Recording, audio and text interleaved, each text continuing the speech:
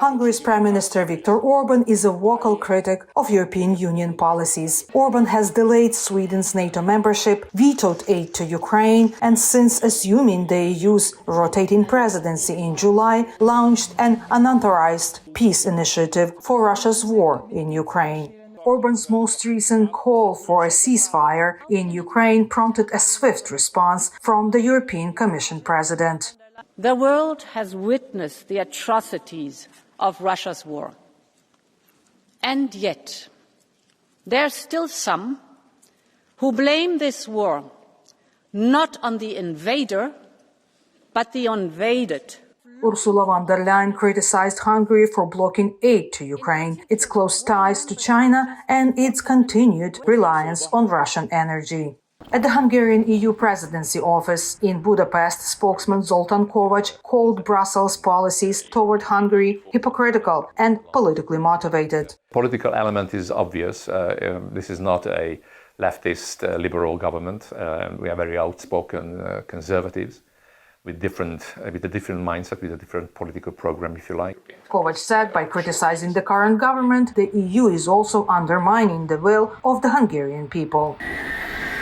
Meanwhile, a Transparency International report accuses Hungary's government of eroding democracy while benefiting from EU funds and enriching its allies through widespread corruption. Zoltán Tár, a Hungarian member of the European Parliament from the opposition Tisza party, says the Orban government's actions are weakening the European Union. For example, the close cooperation with Russia, the cooperation with China,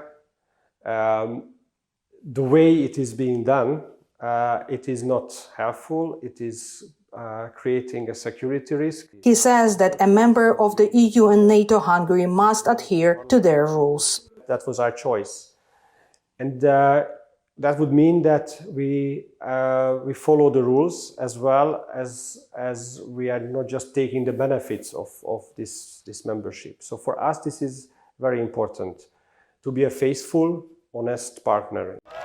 Over the past year, Hungary's opposition has made significant gains. With record high turnout in this year's elections, the Tisza party secured 30% of Hungary's seats in the EU Parliament, second only to Orban's Fidesz party. There is a massive thirst for a change, I would say desire, and also a lot of dissatisfaction and anger vis-à-vis the government.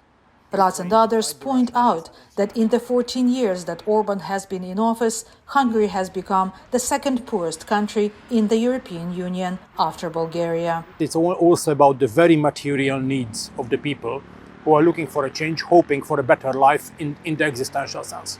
EU leaders and the opposition will have another opportunity to voice concerns about Hungary's future next month when the Hungarian Prime Minister hosts a summit in Budapest. Myroslava, Gongadze, VOA News, Budapest.